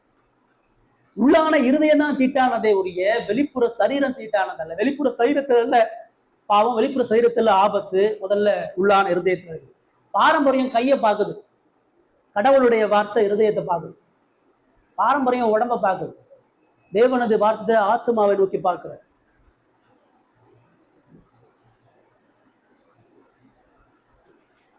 இருதயத்தை சுத்தம் செய்யாம கையை சுத்தப்படுத்துறது, காலை சுத்தப்படுத்துகிறது செத்து போன ஒருத்தனுக்கு பவுடர் போடுறதுக்கு சமானம். ரைட், நான் போட்டு ஒரு போட்டு பாஜர் சொல்றாரு, இருதயம் சுத்தமாகாம நீ வெளியே என்னதான் சுத்தமானாலும் பணத்துக்கு மேக்கப் போடுற மாதிரி அது ஒரு பொழுதும் எந்த மாற்றத்தையும் எந்த நன்மைகளையும் செய்யாது. மனுஷன் வெளிப்பிரகாரமா தன்னை எவ்வளவு ஒழுக்கவாதியா காண்பிச்சாலும் அந்த ஒழுக்கம் அவனை ஒரு பொழுதும் தேவனுக்கு உகந்தவனா மாற்றாது. ஐஸ்வர்யவான் வாலிபம் உடைய ஊமையில தான் அந்த நிகழ்வுல தான் பார்க்கிறோம். ஐஸ்வர்யவான் சின்ன வயசுல இருந்து நான் நியாயப்பிரமாணத்தை கடைபிடித்திருக்கிறேன்றான். நான் பொய் சொல்லல, நான் திருடல, நான் தகப்பன் தாய் கனம் பண்ணாம போல, நான் இச்சையாது இருக்குல்ல, நான் எல்லாமே பர்ஃபெக்ட்ன்றான். நான் உண்மையாவே அப்படி ஒழுக்கமா வாழ்றான். ஆனா ஆண்டவர் என்ன சொல்றாரு, நீ வெளியில எவ்வளவு விஷயத்துல நீ சரியா இருக்கிற, ஆனா உனக்கு பொருளாசை இருக்குது, உன் இருதயம் சரியில்லை, உன் பணத்தை வித்துட்டு நீ என்னை பின்பற்றின. நீ வெளியே எவ்வளவு ஒழுக்கமா இருக்கிற முக்கியம் இல்ல, உன் இருதயத்துல பாவம் இருக்கிறனால இன்னமும் நீ குற்றவாளியா அசுத்தம் உள்ளவனாக இருக்கிறன்றதை அவர் சொல்றாரு. ஏசு இன்னும் டீட்டெயில் அதை விளக்கப்படுத்துறாரு. வெளியில இல்லப்பா பிரச்சனை, உள்ள இருந்தது தான் பிரச்சனை. இருதயத்துல என்ன பிரச்சனை, இருதயம் எனக்கு என்ன பிரச்சனை, அதான் அவர் லிஸ்ட் போறாங்க. எப்படி இருதயத்தில் இருந்து பொல்லாத சிந்தனைகளும் கொலை பாதகங்களும் விபச்சாரங்களும் வேசித்தனங்களும் களவுகளும் பொய் சாட்சிகளும் தூசணங்களும் புறப்பட்டு வரும். 7 விஷயத்தை சொல்றார். 7 அசுத்தமான அருவருக்கத்தக்க பாவங்கள் சொல்றார். இருதயத்திலிருந்து எப்பொழுதும் பொல்லாத சிந்தனைகள் புறப்பட்டு வரும். எப்பயாச்சும் ஒரு தடவை இல்லை, மனித இருதயத்திலிருந்து இந்த 7 எப்பயுமே இருக்கும். மனித இருதயத்தினுடைய கேடு, என் இருதயம் என்ன அவ்வளவு மோசமா இருக்குது, இந்த பரிசேயர்கள் என் இருதயம் நல்லா இருக்குது, என் இருதயம் சுத்தமா இருக்குது, நான் பர்ஃபெக்டா இருக்கிறேன், நான் வெளியே கரெக்டா இருக்கேன்னு நினைச்சிட்டு அவர் சொல்றாரு, உன் இருதயம் தீட்டா இருக்குது. ஏன்னா உன் இருதயத்துல பாவம் இருக்கிறதுனால உன் இருதயத்துல எப்பயுமே பொல்லாத சிந்தனைகள் உண்டு. அவர் எடுத்தோன்னே கொலன்னு ஆரம்பிக்கல, எடுத்தோன்னு உபச்சாரம் ஆரம்பிக்கல, முதல்ல பொல்லாத சிந்தனைகளே பாவம்ன்றார். இருதயத்தினுடைய தீட்டு என்னன்னா, உன் இருதயம் சிந்திக்கக்கூடியது கடவுள் அருவருக்கிறதாக இருக்கிறது. நம்ம பாவத்தை எப்பயுமே வெளியில மட்டுமே பார்த்துட்டு இருக்கோம். நம்ம இருதய சிந்தனையை பாவமாவே பார்க்கறதே இல்லை. இன்னொருத்தரை குறிச்ச நம்மளுடைய ஒரு சிறிய பொறாமை, இன்னொருத்தர் மீது கொண்டிருக்கக்கூடிய சின்ன பகைமை, ஒரு சின்ன எரிச்சல், ஒரு சின்ன அவதூறு வெளியே வந்திருக்க மாட்டோம், வெளியே வார்த்தை வந்திருக்காது, ஆனா இருதயத்துல நினைச்சிருக்கும். இருதயத்தில் இருக்கக்கூடிய தவறான சிந்தை, பொறாமை, இந்த எல்லா பொல்லாத சிந்தனைகளும் நரகத்துக்கு பாத்திரமானது. ஒரு குழந்தைய உலகத்துல யாருமே இல்லாத ஒரு இடத்துல நீங்க ஒரு குழந்தைய போய் வளர்க்குறீங்கன்னு வச்சுக்கோங்க. உங்ககிட்ட பாவமே இல்லை, நீங்க அந்த குழந்தைக்கு வெறும் நல்ல காரியங்களை மட்டுமே சொல்றீங்க, அந்த குழந்தைக்கு பரிசுத்தமாக வாழ்ந்து காட்டுறீங்க, அந்த குழந்தை எப்படி வளர்ந்துடும்? வெளியில எந்த பாவ சோதனைகள் அந்த குழந்தைக்கு இல்லை, எந்த பாவியான மனிதனையும் அந்த குழந்தை பார்க்கல, ஆனா அந்த குழந்தை வளரும் பொழுது அதே பரிசுத்தோட வளருமா? நீங்க சொல்லக்கூடிய உபதேசத்தை கீழ்ப்படியக்கூடிய குழந்தையா வருமா? வரவே வராது. அதனுடைய இயல்பை நீங்க அதுக்கு பரிசுத்த சூழ்நிலையை உருவாக்கி கொடுத்தாலும், உங்க வாழ்க்கை பரிசுத்த சாட்சியா இருந்தாலும், அது பாவத்தை மட்டும்தான் செய்யக்கூடிய குழந்தையா வரும். அது சின்ன வயசுல இருந்தே சொல்றதை கேட்காது, அதுக்கு இச்சை இருக்குது, அதுக்கு அடம் பிடிக்கிறது இருக்கு, அகங்காரம் இருக்குது, அது கோபம் இருக்குது. இந்த 10 மாசம் அந்த பையனை நீங்க பாத்தீங்கன்னா, ஒரு பொருள் எடுக்க போகும்பொழுது நாங்க சத்தம் போடுவோம், ஏய் தொடாதன்னு. அவன் நின்று திரும்பி பார்த்துட்டு திரும்ப போய் தொடுவான். நாங்க கோபமா இருக்கிறோம்னு தெரியும், அதை எடுத்தா அடிப்போன்னு அந்த குழந்தைக்கு தெரியும். யாரும் அதை சொல்லித்தரல. அந்த சிறிய பிறக்கும் பொழுதே அதனுடைய அந்த அந்த வித்திலேயே கீழ்ப்படியாம அகங்காரம், கோபம், பொறாம, ஒரு பொருளை அது கையில இருந்து பறிக்கும் பொழுது அதை கத்தி அழுது அதை வாங்கணும்னு அந்த குழந்தை நினைக்கும். அந்த குழந்தைய விட நம்ம பெரிய ஆளா இருக்கிறோம், ஞானம் உள்ளவர்களா இருக்கிறோம், அந்த குழந்தைய ஈஸியா நம்ம அழிக்க முடியும். அது நம்மளை எப்பயுமே சார்ந்து இருக்குது. அதனால சுயமா சாப்பிடவும் முடியாது, தூங்கவும் முடியாது, நடக்கவும் எல்லாமே நம்ம தான் அந்த குழந்தைக்கு கொடுக்குறோம். ஆனாலும் அது எல்லாத்தையும் பெற்றுக்கொண்டு அது 6 மாசமோ 5 மாசமோ ஒரு பொழுது நம்மளை மதிக்காது. நம்ம சொல்லக்கூடிய ஒரு வார்த்தையும் அது கேட்காது. இயல்பாவே நம்ம என்ன சொல்றோமோ அதுக்கு எதிராக தான் செயல்படும். இதுதான் மனிதனுடைய இருதயம். நீங்க என்ன பரிசுத்து போதிச்சு ஒரு 4 சவுத்துக்குள்ள ஒருத்தரை வளர்த்தாலும், அவன் இருதயத்துல பாவம் இருக்கிற வரைக்கும் அதை மட்டும்தான் அவன் செய்வான். அவனால வெளிப்புற மாற்றத்தின் மூலமா, சூழ்நிலைகள் மாற்றத்தின் மூலமா நிறைய பேர் சொல்லுவாங்க இல்லையா, என் பிள்ளை நல்லதுங்க, சமுதாயம் தாங்க என் பிள்ளையை கெடுத்துருச்சு, என் பிள்ளை ரொம்ப தங்கமான போலியானது, சமுதாயம் யாரையும் கெடுக்காது, சமுதாயம்ன்ற ஒன்னே கிடையாது, எல்லா பாவிகளும் சேர்ந்து இருக்கிறதான சமுதாயம், சமுதாயம் ஒண்ணு புதுசா வருது இருக்குது. அப்ப நம்ம பாவம் செய்வதற்கான காரணம் வெளிப்புற சோதனைகள் அல்ல, நம்முடைய இயல்பே அப்படிதான். நம்முடைய இருதயம் விரும்புகிறதே கடவுள் அருவருக்கதான் விரும்பும். அந்த பொல்லாத சிந்தனை இருக்கிறதுனாலதான் கொலை பாதகங்கள் உருவாகுது. ஆண்டவர் தெளிவா சொல்றாரு, கத்தி எடுத்து கொள்றது இல்லப்பா. இன்னொருத்தரோட தகுதி இல்லாதவே நீ எப்ப உணர்றியோ, இன்னொருத்தன் வீண் எப்ப உணர்றியோ, இன்னொருத்தனை சீனி எப்ப சொல்றியோ, அன்னைக்கு நீ கொண்டுட்டவன. உணர்வு ரீதியான கொலை, வார்த்தை ரீதியான கொலை, எல்லாமே கொலைதான். ஏண்டா இந்த வாழ்க்கை அப்படின்னு நினைக்கிறதே கொலைதான். விபச்சாரத்தையும் அதான் சொல்றாரு, இச்சையோட பாக்குற ஒரு நொடி போதும், நீ வெளியில செய்யக்கூடிய செயல் இல்லை, இருதயத்துல ஒரு விபச்சாரம் வந்த சிச்சை வந்தாலும் அது விபச்சாரம், பேசித்தனம், களவு, பொய், தூசணம், இது எல்லாம் புறப்பட்டு கொண்டே வரும். பாவன்றது எரிமலையில இருக்கக்கூடிய அனல் மாதிரி. அந்த எரிமலை அந்த தீயை போட்டு கக்கிக்கிட்டே இருக்கும், அது நிறுத்தவே நிறுத்தாது. இந்த நீர் ஊற்றுகள், அந்த ஊற்றுல இருந்து அந்த நீர் கொப்பளிச்சு வந்துகிட்டே இருக்கிற மாதிரி நம்முடைய பாவ இருதயத்துக்கு ஓய்வே கிடையாது. நம்முடைய தீட்டான இருதயம் எப்பொழுதுமே தீட்டாக மட்டும்தான் இருக்கும். கசப்பான நீரூற்று நல்ல நீரூற்று ஒரு பொழுது வராது, கெட்ட மரம் ஒரு பொழுது நல்ல கனியை கொடுக்காது. இந்த பாரம்பரியத்தினுடைய ஆபத்து அவர்களுக்கு சொல்லும் பொழுது இருதயம் தான் ரொம்ப தீட்டா இருக்குது. ஏன்னா இந்த இருதயத்தினுடைய தீட்டு என்பது மனிதன் தேவனுக்கு எதிராக செய்யக்கூடிய பாவத்தினுடைய முழு மையமாக இருக்கிறது. மனுஷனுடைய பிரச்சனையா அவருடைய இருதயம் தான், அவருடைய ஆத்மாவில் இருக்கிற பாவம் தானே உடைய சூழ்நிலைகள் இல்லைன்னு சொல்றார். உங்களுடைய என்னுடைய இருதயம் இப்படிதான் இருக்குது. நம்ம நிறைய நேரம் மற்றவங்களோட பெட்டராகவே நினைச்சிட்டே இருப்போம். நம்முடைய சொந்த மனசாட்சி நம்ம நல்லவனே சொல்லிட்டு இருக்கோம். ஒரு பெரிய வஞ்சகமான ஒரு திருக்குள்ள இருதயம் என்னன்னா, நீ பரவாயில்ல, நீ கொஞ்சம் பெட்டரா இருக்கிற, நீ இப்ப கொஞ்சம் நல்லா இருக்கிற, நீ நல்லா வளர்ந்துட்டு இருக்கிற, பரவாயில்ல, நீ இவ்வளவு விஷயத்தை சரியா செஞ்சுட்டு இருக்கிறேன்னு சொல்லு. நம்முடைய கேடான இருதயம் நம்முடைய உள்ளான சுபாவத்தை ஒரு பொழுதும் சொல்லாது. அதுக்கு நீங்க வேதத்தை ஒத்து கவனிச்சா மட்டும்தான் சொல்ல முடியும். அவர் சிலருடைய இருதயத்திலிருந்து புறப்பட்டவர்னு சொல்லல. சில ஜனங்களுடைய இருதயம் மோசம் தான். எல்லா மனிதனுடைய இருதயத்திலும் இயல்பா கொல்லாத சிந்தனை. நல்லா ஆதியாகமம் 6:5 என்ன சொல்றாரு, மனிதனுடைய இருதயத்தின் தோற்றம் நித்தமும் கொல்லாதே என்று கர்த்தர் இருக்கின்றார். நீ உன்னை யோசிக்கும் பொழுதே அதை பாவத்தோட மட்டும்தான் யோசிக்க முடியும். உங்களால என்னால ஒரு பொழுதும் தேவன் விரும்புகிறத சிந்தனையில கொண்டு வந்து நிறுத்த முடியாது. தேவன் விரும்புகிறத ஒரு பொழுதும் இயல்பா நம்முடைய வார்த்தையோ வாழ்க்கையோ ஒரு பொழுதும் சொல்லாது. இதனாலதான் பாரம்பரியத்தினுடைய ஆபத்து. பாரம்பரியம் உள்ளான பாவத்தை சொல்லாது. இந்த வெளிப்புற சடங்கு என்ன செஞ்சிருதுன்னா, உள்ளான ஆபத்தையும் உள்ளான பாவத்தினுடைய காரியங்களையும் வெளிப்படுத்தாது. இதனாலதான் இந்த சுத்தி உள்ள சபைகள், இந்த பெந்தகோஸ்தே பாரம்பரிய சபைகள் ஆத்ம விடுதலை பேசுறதில்லை, இருதயத்தினுடைய கேட்ட சொல்றதில்லை, பாவத்தினுடைய அடிமைத்தனத்தை சொல்றதில்லை. ஏன் சொல்றதில்லை? அவன் வெளியில பேசிட்டு இருக்கிறான், வெளியில இதெல்லாம் செய், நீ சரியா இல்லை, நீ சர்ச்சுக்கு வா, நீ காணிக்க கொடு, நீ உபவாசம், நீ முழு ஜெபம் பண்ணு, நீ ஆவியாருக்காக காத்துரு, நீ இந்த வரங்களை பெற்றுக்கோ, அந்த வரத்தை பெற்றுக்கோ, இதை செய், அதை செய், அதை செய், இதை செய், இப்படி கொடு, இதெல்லாம் சொல்றதுனால அவனால அவன் செத்து இருக்கிறான்னு சொல்ல தரல. அவன் ஆத்துமால செத்த பணத்தை போல இருக்கிறான். பேசி தான் சொல்றாரு, அக்கிரமங்கான பாவங்களாலும் நீங்கள் மறுத்து இருக்கிறீர்கள். எசேக்கியேல சொல்றாரு, இந்த ஜனம் செத்துப்போன உலர்ந்த எலும்புகளை போல இருக்குது. எசேக்கியேல் 36 சுடுகாட்டுக்கு எசேக்கியேலை கொண்டு போய் வைக்கிறார். சுடுகாட்டுல போர்ல செத்து போன பழங்கள் எல்லாம், பெணங்கள் எல்லாம் எலும்பு கூட இருக்குது. நீ இந்த எலும்பு கூட பார்த்து பிரசங்கம் பண்ணுன்ற, எலும்பு கூட பார்த்து ஏன் பிரசங்கம் பண்ணு? இந்த எலும்பு கூடி எப்படி இருக்குதோ அப்படிதான் இஸ்ரவேல் ஜனம் இருக்கு. அவன் ஆலயம் வச்சிருக்கிறான், ஆராதனை வச்சிருக்கிறான், பலி செலுத்துறான், ஆனா உள்ளான இருதயத்துல சத்த நாற்றம் பிடித்த எலும்பு கூட போல இருக்கிறான். பாரம்பரியம் மேலோங்கி இருக்கக்கூடிய சபையில ஒரு சூட்டு நல்லது கிடையாது. சடங்குல மேலோங்கி இருக்கக்கூடிய திருச்சபையில ஒரு துணி நல்லது கிடையாது. ஒரு சிந்தனையெல்லாம் ரொம்ப கவனமா இருக்கணும். அங்கேயும் பைபிள் இருக்கு, அங்கேயும் வேதம் இருக்குது, அங்க சில சடங்கு இருந்தாலும் அவங்க சத்தியத்தை சொல்றாங்க, அவங்களுடைய சத்தியம் இருக்கு, அங்கேயும் நன்மை இருக்குங்க. எப்படி இருக்க முடியும்? பரிசேயர்களிடத்துல எந்த உபதேசம் சரியா இருந்தது?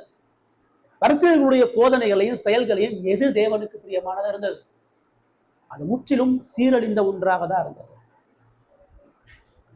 இந்த உலகத்துல நாணயமானவன், யோக்கியமானவன், கை சுத்தமானவன், நேர்மையானவன் எவனும் கிடையாது. இவனை விட இவன் பரவாயில்ல, அவனோட அவன் பரவாயில்ல கிடையாது. நேரம் இருந்து கடவுள் பார்க்கும்போது எல்லாம் செத்த பணமா தான் பார்க்குறாங்க. உங்க பாவம் வெளியில வராம உள்ள இருதயத்தில் இருந்தாலும் நீங்க பாவிதான். உங்க உணர்வு ரீதியான மன ஓட்டங்கள்ல பாவம் உண்டு பொழுது நீங்கள் நரகத்துக்கு பாத்திரவானாதான் அறிவீங்க. ஒரு நொடி சிந்தனையில பாவம் செய்யக்கூடிய மனிதனுக்கும் கடவுள் நித்திய நரகத்தை தான் நியமித்து வச்சிருக்கிறார்.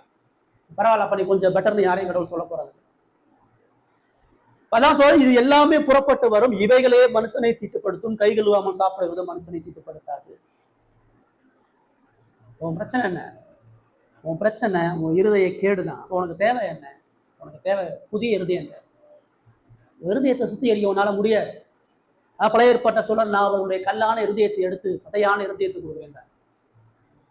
மனிதனுக்கு பிரச்சனைக்குரிய சொல்யூஷன் தேவையில்லை, பிரச்சனைகளுக்கான தீர்வு இல்லை. மனுஷன் காயப்பட்டு இல்லை. மனுஷனுக்கு மருந்து தேவை கிடையாது. மனுஷனுக்கு வெளிப்புற நன்மைகள் தேவை கிடையாது. அவனுக்கு உயிர் தேவை. ஆவி செத்து இருக்கிறான், அதனால பாவம் தான் செய்யணும். செத்தவனுக்கு உயிர் வேணும்னு சொன்னா அவனுக்கு புதிய இருதயம் தேவை. அந்த புதிய இருதயம் மறுபிறப்பின் மூலமாக ஆண்டவர் தரார். இருதய மாற்றமும் இருதய புதுப்பிப்புதலும் இயேசு கிறிஸ்துவின் மூலமா மட்டும்தான் இருக்கு. பிரச்சனை இருதயம் என்னன்றத ஆண்டவர் சீசர்களுக்கு சொல்றாரு. நீ கடவுளோடு இருக்கக்கூடிய உறவு தான் பிரச்சனை. ஏன்னா இந்த பாரம்பரியத்தினுடைய கொடூரம், இது கடவுள் வந்த பொழுது கடவுளை நிராகரிச்சு. பாரம்பரியம் வேதத்தை மட்டும் நிராகரிக்கல, வேதத்தின் அதிபதியாக இயேசு கிறிஸ்து வரும் பொழுது அவரை நிராகரிச்சு. அது இயேசு நிராகரித்தது மாத்திரமல்ல, பாரம்பரியம் இயேசுவை குற்றப்படுத்தியது. அது குற்றப்படுத்தியது மாத்திரமல்ல, இந்த பாரம்பரியம் தான் சிலுவையில ஏற்றியது. பிலாத்து சிலுவையில ஏத்தல. ரோமர்கள் இயேசுவை குற்றவாளியாக கருதி ஏத்தல. புறஜாதி ஜனங்கள் அவரை குற்றவாளியாக கருதி ஏத்தல. யாரு வேதத்தை கையில வச்சிருந்தானோ, யாரு கடவுளுக்கு ஊழியம் செய்யறேன்னு சொன்னானோ, யாரு தேவனுக்கு பிரியமா பரிசுத்தமாக வாழ்றேன்னு சொன்னானோ, அவர்கள் தான் இயேசுவை சிலுவையில சொன்னாங்க. பாரம்பரியம் இயேசுவை காலில் போட்டு மிதிக்கும். பாரம்பரியம் இயேசுவை அவமானப்படுத்தும். அதான் பாரம்பரியம் இயேசுவை சிலுவையில கொண்டு வரும். இயேசுவை ஜடப்பொருளா மாத்திரும். இயேசுவை வெறுமனே நோய் தீர்க்கக்கூடிய வைத்தியரா மாத்திரும். இயேசுவனை கடன் தீர்க்கக்கூடிய ஒரு மனிதரா மாத்திரும். இயேசுவை பிசாசு போகக்கூடிய ஒரு மந்திரவாதியா மாத்திரும். இயேசு உலக நன்மைகளை பெறக்கூடிய சாதாரண ஒரு நபரா மாத்திரும். அவர் நித்திய பரிசுத்த கடவுள்னு பாரம்பரியம் சொல்லாது. அவர் அதிகாரமுடைய மனித வாழ்க்கையை ஆளுகை செய்யணுன்றது பாரம்பரியம் சொல்லாது. மனிதனுடைய ஆபத்தை வீழ்ச்சி ஒரு பொழுதும் பாரம்பரியமும் சடங்கு சொல்லாது.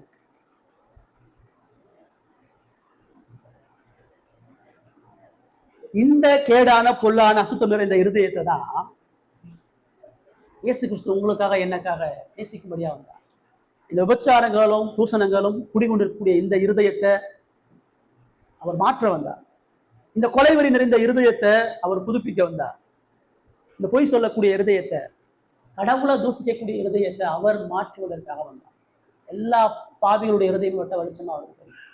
உங்கள் கடவுள் பார்க்கும் பொழுது நீங்கள் கடவுளை எந்த சிந்தையோட பார்க்கணும்? உங்க இருதயத்தினுடைய கேட்டோட கடவுளை நீங்க நோக்கி பார்க்கும் பொழுது மட்டும்தான் இந்த மனித வழிமுறைகளுடைய தப்பை உணர முடியும். இந்த மனித வழிமுறைகள் கடவுளுக்கு எவ்வளவு எதிரானதுன்னு உணர முடியும். இந்த மனித சடங்குகள் அது தேவனை எவ்வளவு கொன்று புதைத்துன்னு உணர முடியும். பிசாசு இன்னைக்கு பயன்படுத்தக்கூடிய ஒரு டாக்டிக்கலே ஒரு பெரிய இன்ஸ்ட்ருமெண்டே தான். மனிதனை கடவுளை தேடி போகாத வைக்கிறதல்ல பிசாசுடைய வேலை. தவறான கடவுளை தேட வைக்கிறது அவனுடைய வேலை. அவனுக்கு இருக்கக்கூடிய தேவ பக்திக்கு அவனை பாரம்பரியத்தையும் மனித வழிபாடுகளையும் கொண்டு அவனை ஆராதிக்க வைக்கிறது தான் பிசாசுடைய. அதனால மதங்கள் எல்லாம் பரம்பி இருக்கும், சபைகள் எல்லாம் இருக்கலாம், நிறைய கூட்டங்கள் நடக்கலாம், நிறைய ஆராதனை நடக்கலாம். ஆனா இருதயம் சுத்திகரிக்கப்படாம ஒரு பொழுதும் எந்த ஆராதனையும் மேற்கொள்ளப்பட முடியாது. கவனமா இருக்கணும். ஆராதனைக்கு வரும்பொழுது எந்த எண்ணத்தோட வர்றீங்க? சரீர பிரகாரமா இங்க வந்து உட்கார்ந்துட்டீங்கன்றக்கானே கடவுள் பிரியமுள்ளவராக இருக்க போறது, அல்லது இங்க உங்களுக்கு கொடுக்கப்பட்ட சில பொறுப்புகளை செய்யறதுனால, வேதம் வாசிக்கிறதுனால, ஜெபிக்கிறதுனால, திருவிருந்து எடுக்கிறதுனால கடவுள் உங்களுக்கு பிரியமுள்ளவராக இருக்க போறது. நீ நேரப்பட வேலையில வர்றது, தினந்தோறும் கடவுளாக செய்யக்கூடிய நன்மை, இவர்களுடைய காணிக்க, நீங்க துதித்து பாடுகிறது, ஆனந்தமா பாடுறதெல்லாம் கடவுள் சுத்தி பிரியமா இருக்க போறதில்லை. உங்க இருதயம் கேடானதன் முதல் உணர்றீங்களா? தேவனுக்கு ஏற்கும் பலிகள் நொறுங்குண்டதும் நறுங்குண்டதுமான இருதயம் தான். வேதனை உண்டாக்கும் வழி என்னிடத்தில் உண்டோ என்று பார்த்து என்னை நடத்தும். ஆவிது பாவம் மட்டும் தான் சொல்றான், தேவனை சுத்த இருதயத்தை என்னிலே சிருஷ்டின்றான். இதுதான் ஆராதனை. தேவனாய கர்த்தரை முழு இருதயத்தோடு அன்பு கூறு, இதுதான் ஆராதனை. இப்ப அதை செய்யறோமா? கடவுளுடைய சமூகத்துக்கு போகும் பொழுதெல்லாம் நம்முடைய கேடான இருதயத்தை ஒத்துக்கிட்டு, இன்னொரு மனிதனுடைய பாவத்தை பெரிதுபடுத்தி, இன்னொரு மனிதன் நியாயம் தீர்க்கிறதை நிறுத்திட்டு, நாம தான் இந்த உலகத்துல எல்லாரையோடைய மோசமானவன் முதல் நினைங்க. உங்களை போல கேடானவன் இந்த உலகத்துல வேற யாரும் இல்லைன்னு நினைங்க. நீங்க தான் உண்மையான கடவுளுடைய உப்புற கோபத்துக்கு உரியவர்கள் என்று நினைங்க. அதுதான் மனிதனை கடவுளுக்கு முன்பாக நீதிமானா காட்டும். பரிசேயனுடைய ஜெபத்துக்கும் ஆயக்காரனுடைய ஜெபத்தை அங்கீகரிப்பதற்கு ஒரே ஒரு காரணம். இவன் போய் காரணம் காரியத்தை சொல்லிட்டு இல்ல, இவன் போய் சூழ்நிலையை போய் குழம்பிட்டு இல்ல, இவன் போய் என்னுடைய பரிசுத்த போய் இப்படின்னு சொல்லல. போய் ஒன்னே ஒண்ணுதான் சொன்னான். ஆலயத்துக்கு வெளியே நின்று தான் கையை கண்ணை வானத்துக்கு ஏறெடுக்க துணியாம தான் கையை தான் மார்போடு அடிச்சு ஆவியாகி என் மேல் கிருபியா இருந்து சொன்னான். அதை மட்டும் தான் சொன்னான். ஆராதனை என்பது இதுதான். இங்க கூடி வருகிற ஒவ்வொரு வாரமும் நம்ம இதான் செய்யறோம். என்ன செய்யறோம்? ஆவியாக எங்கள் மேல் கிருபியா இருக்கும். நம்முடைய பாடலும் வாசிப்பும் ஜெபமும் பிரசங்கமும் திருவிருந்தும் அவங்க சொல்லக்கூடிய ஒன்னே ஒண்ணு, நம்ம கேடான தீட்டான இருதயம் கொண்டவர்கள். இந்த தீட்டான இருதயத்தை போக்குவதற்காக, மாற்றுவதற்காக, புதுப்பிப்பதற்காக தேவன் நமக்காக உலகத்துல வந்தார். இந்த பாரம்பரியத்தை வேரோடு புதைப்பதற்காக தான் இயேசுவினுடைய ஊழியம் வந்தது. 10ஓட 11 அவர் வரல, எல்லா தீர்க்கதரிசிகளையும் போல அவர் வரல, எல்லா வழிமுறைகளையும் போல அவர் வரல. அவர் வித்தியாசமா முற்றுமுடிய தேவனது பூரணமான கட்டளைகளை கை கொண்டு முழுமையாக எல்லா மனித வழிகளையும் நிராகரித்து எந்த சடங்கையும் அடிமைப்படாமல் கை கொள்ளாம அவர் தேவன் விரும்பக்கூடிய வழியில் அந்த மீட்பை சம்பாதிச்சு பிதாவினுடைய சாபத்தையும் கோபத்தையும் சம்பாதிச்சு உங்களுக்கு எனக்காக சிலுவையில மாண்டு இந்த ரட்சிப்பை கொடுத்திருக்கிறார். இந்த ரட்சிப்பை உணர்ந்தா மட்டும்தான் இந்த உலகத்தை எதிர்க்க முடியும், பாரம்பரிய கலாச்சாரத்தை எதிர்க்க முடியும். நிறைய நேரம் நம்முடைய வாழ்க்கை இந்த உலகத்தோட ஒத்துருக்கு. இதனால என்னங்க பிரச்சனை, அதனால என்னங்க பிரச்சனை, இதனாலலாம் நமக்கு என்ன திட்டாயிருக்கும், இதனால நம்ம என்ன கஷ்டப்பட்டுட்டு போறோம். கடவுள் சொல்லாத எல்லா வழிமுறையும் ஆபத்தானது. கடவுள் கையை தூக்க சொன்னாரா? கடவுள் அலேலியா சொல்ல சொன்னாரா? கடவுள் ஆமீன் சொல்ல சொன்னாரா? கடவுள் புது பாடல்களை பாட சொன்னாரா? வேற என்ன சொல்லி இருக்கிறது அந்த வழிமுறைகள் படிதான் நம்ம ஆராதிக்க நம்முடைய தனிப்பட்ட வாழ்க்கையில அப்படிப்பட்ட சிந்தையோடு தேவன் நம்மை பலப்படுத்தி இந்த உலகத்தை நம்மளை பரிசுத்தப்படுத்தி அவருக்கு பிரியமான பிள்ளைகளாக நம்மை மாற்றுவார்.